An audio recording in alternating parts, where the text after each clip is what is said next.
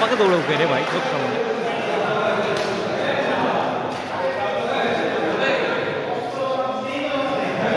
করে দৌড়েছি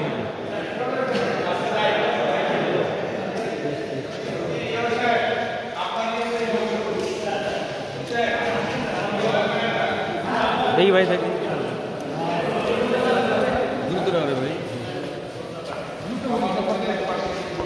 ওনার কাছ থেকে শুনলাম ওনার বাসাতে একটা সুইমিং পুল আছে। উনি বললেন যে চিটাগাঙ্গে অমুক জায়গাতে ফিল্টারের সব দোকান আছে, বললো সর্বোচ্চ 2.5 লক্ষ টাকাতে আমি নিয়ে দেবো আপনাকে। আমি ওই জন্যই সাহস পাইলাম, কারণ পানি ফিল্ট্রেশন করাটাই মনে হচ্ছে।